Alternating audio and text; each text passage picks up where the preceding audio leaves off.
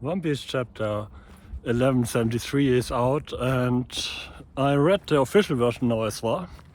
The review is already out on the channel since Friday, but today I'm here to talk about some more things. And the really big point in the chapter was obviously Zoro's ingenious plan. Like, no one saw it coming.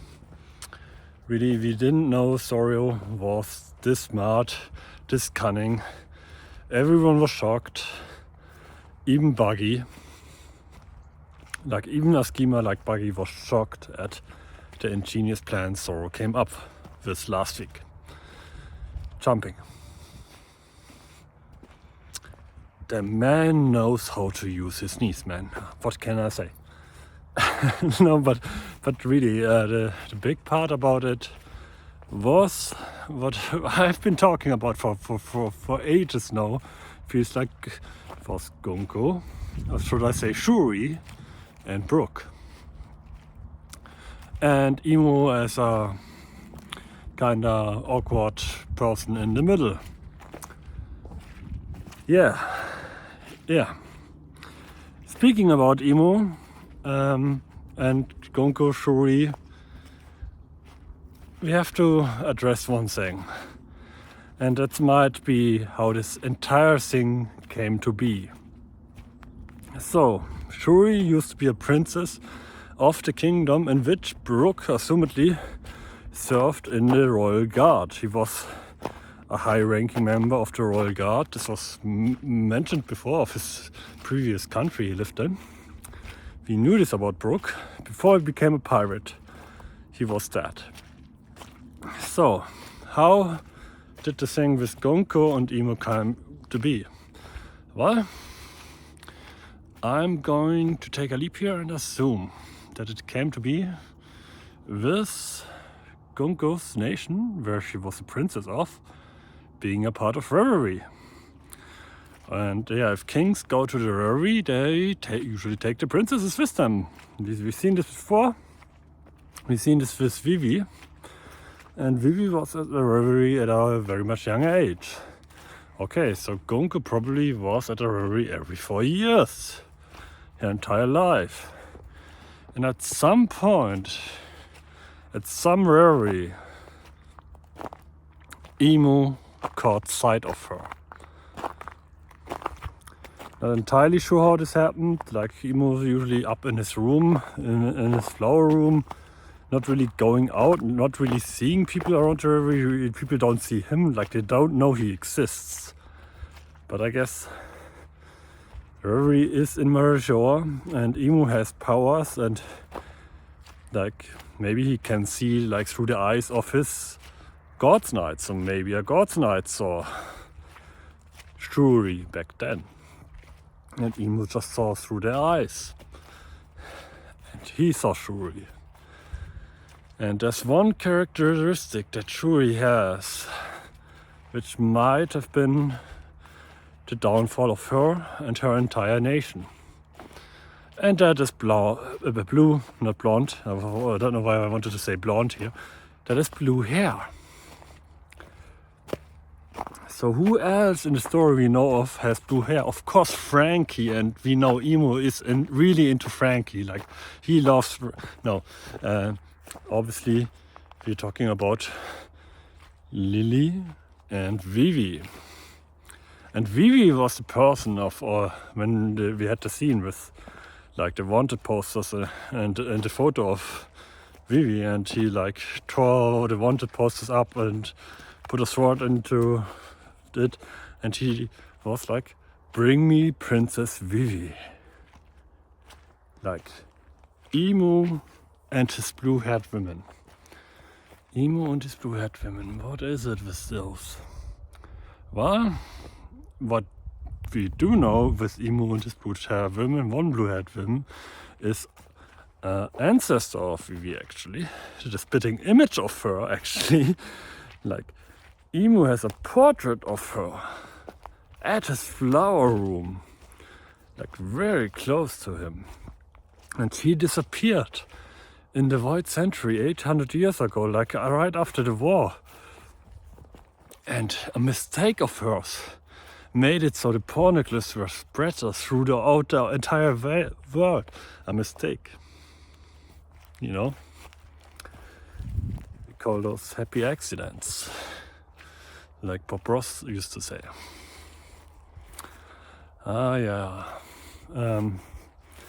Lily was a very important character and clearly important to Emo. He kept a portrait of her over all these 800 years, hundreds and hundreds of years. Important enough that at the point where Vivi was old enough to look exactly like her, Emo was like, okay, yeah, there we have this one malicious pirate here, this other malicious pirate here. Then we have this princess that has powers to control the Sea Kings. Emo might not know of that, but she does have that. And then we have this other princess. But wait, I really like the look of that princess. I want that princess. Bring me that princess. What does he mean by that? Bring me that princess. Was it the same with Shuri?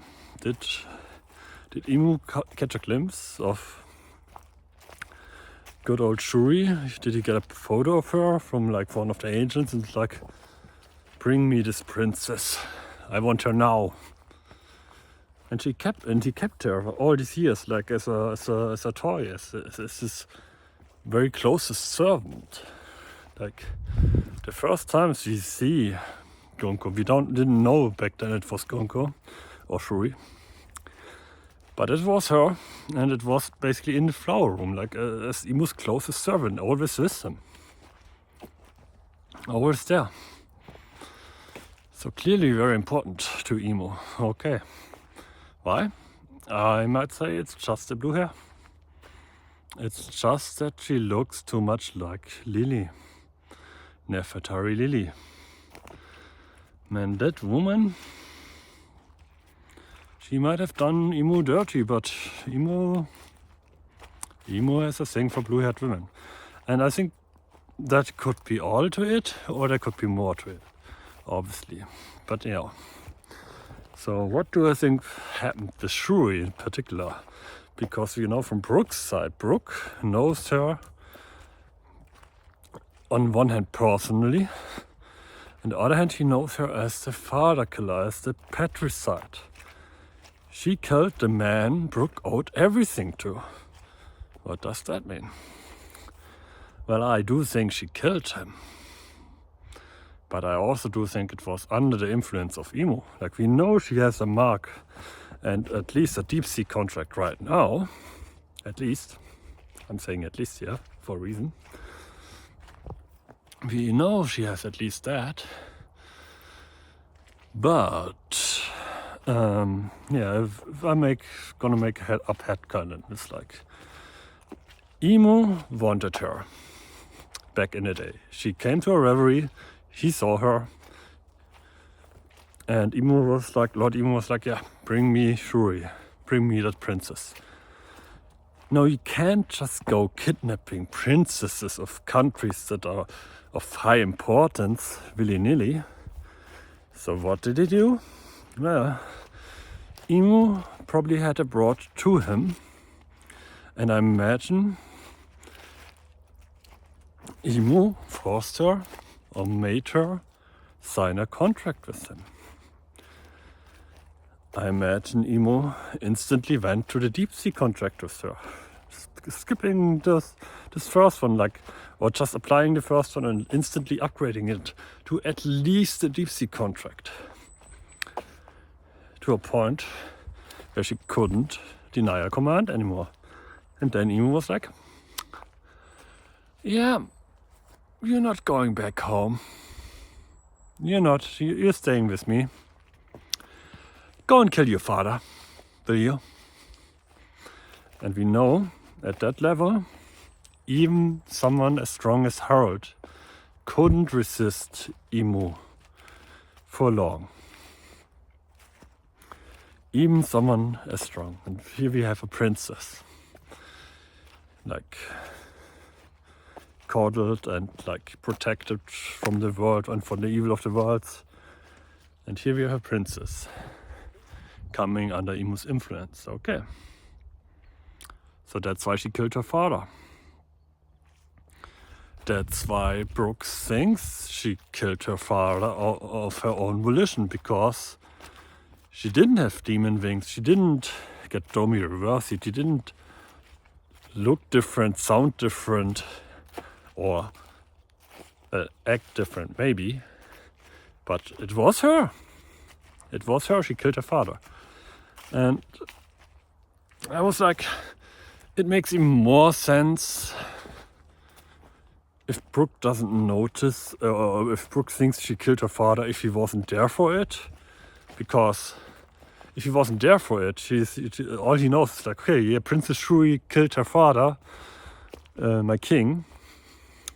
That's what I've been told. Must be true, right? Like, why would people lie about that? She did it. He's dead. That's the outcome. It's right there in front of us.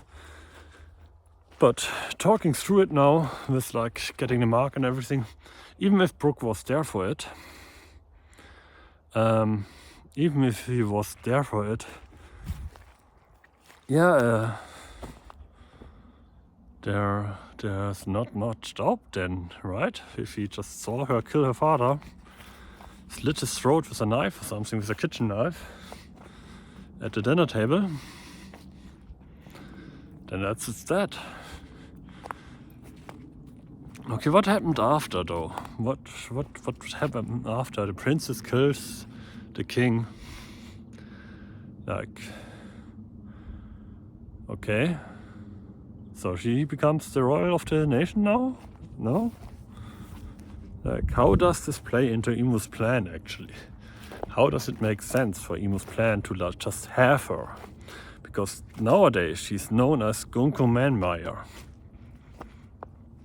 She isn't Princess Shuri anymore. She isn't Shuri the God's Knight. She isn't Shuri of that country and a celestial dragon. No, she is Gunko Manmire. So she completely lost that identity. And in this chapter we have like Gunko questioning her, Imu, not Gunko. We have Imu questioning Gunko's like, are your memories returning? So Imu took her memories, I guess. Like, or did he? Well, I would presume that Imu took her memories to make it easier to just keep her. Like, it's this little toy, it's this little prisoner. And what else did Imu do to her? Well, we know she's 80 years old right now. She doesn't look 80. Why did Garling, one of the highest soldiers on the Guards Knights, like the one that now went up from being a Guards Knight to Elder Star, that high up, that's how high up Garling is. But Garling aged over those years. He wasn't made eternally young, but Gunko was. Why? Well, the answer to why is obvious. Imu wouldn't want his little puppet, his little doll he dresses up and pretends she's Lily. He wouldn't want that doll to age. And if Imu is capable of not letting people age, yeah, he'd do that to her. He probably does it for the Elder Stars, but below that, no, usually not. But for his little doll, yeah. So I presume that's what Gunko is to Imu. Imu uses her body as his own as well. Like, when he came to the throne room and actually killed Cobra right there. It was all silhouette, or we presume it's silhouette because the Elder Stars, they were still in silhouette at least. Emu, now we know, might just be a shadow creature, but he used an arrow to attack Sabo and kill Cobra. The aeronomy Gunko has. So he walked up there and sat down on the throne, not as himself. Not Emu, just his body himself. No, he used Gunko's body there as well, right? Because he used the arrows, that's her power. And Emu can use her power through her. So I guess he uses her to walk around and talk to people as well. So maybe every time he goes anywhere, he uses Gunko. Or preferably uses Gunko. Like we have seen him control Saturn in God Valley, where presumably Gunko was also at God Valley and he used Saturn there instead of Gunko. But yeah, okay, a lot of talk. But yeah, I really think he's just really bitter about what happened with Lily, and that's why he possessed Gunko, and that's why he got her for himself, got her to kill her father. I really think he skipped like one level of the contract or went upgraded instantly with her and gave her a command to kill her father. That's probably most of the story. The question now is, where do we go from here? Like I was all the times like, if I want a God's Knight to be like saved, I want it to be Gunko.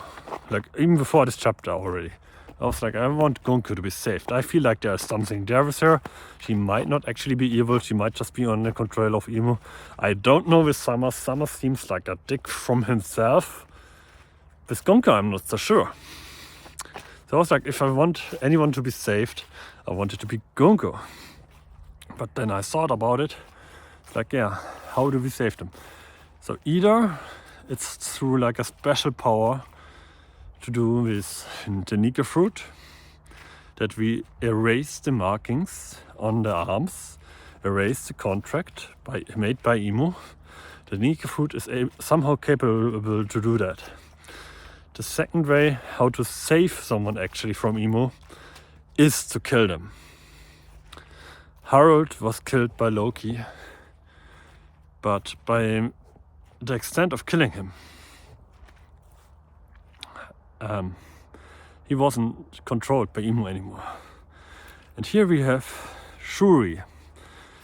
What were to happen if we erased the mark, if we gave up the control of Emu? She would lose the powers, no?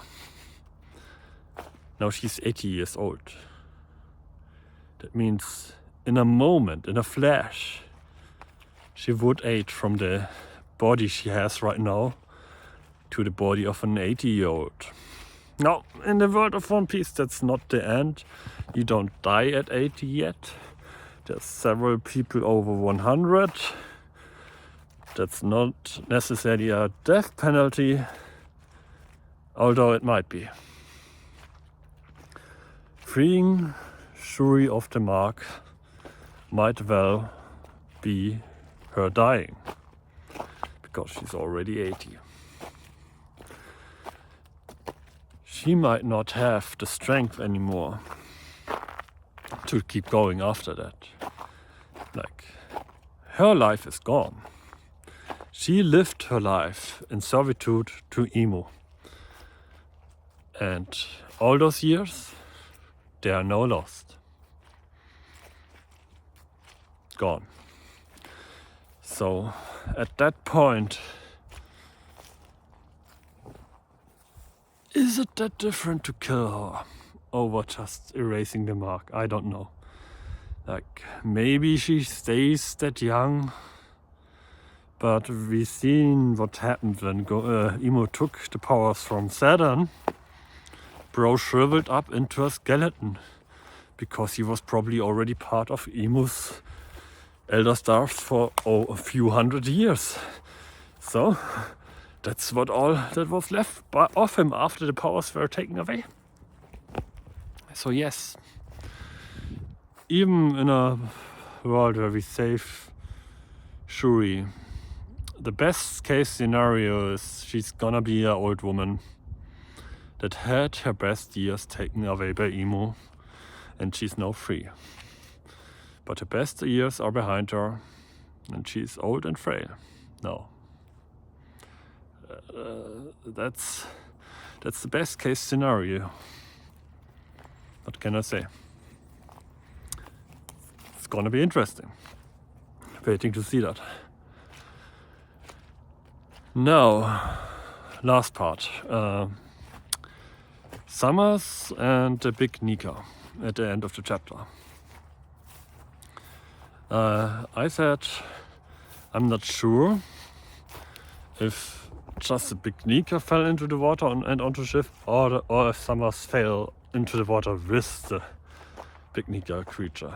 And she's like, oh crap, oh shit. Like, yeah. If he's saying oh shit because she's in the water, and a devil fruit user in the water is not good for devil fruit user, even if it's cloud water. Can be any kind of water. Or if it's because the ship is gone, and yeah, that's the only ship on all of Elbaf they have there. They don't have any more ships. I mean, they certainly don't have the big Eric anymore. That ship is fucking crashed and burned. By killing him, he made sure of that. And now Summers destroyed another ship. I assume we see next chapter which one it is, because if Summers is in the water, we see next chapter. But I don't actually think that's the case. I think he's just like, oh crap, I just dodged this fucking big thing and it fell right onto the ship. I'm so screwed if Lord Emo finds out I did that. Fuck. Like, Summers really comes off as a clown to me by now. Like, he's lazy, he's like, oh, I might as well go to sleep. He is the comic relief character right here. From all the God's Knights, he's the least capable. Man, Summers. He might have a strong devil fruit, but you are an idiot. Yeah. And I had him packed to go up against Sanji, and that still might happen. But yeah. I mean, Sanji also fought Charbra, and that guy was stupid, man. That wolf, not the smartest either. So Sanji is enemy, and he fought Queen. Oh my god, Queen. Yeah, maybe it fits actually for Sanji. Maybe it actually fits for him fighting. That's all for today, I think. See ya in the next one.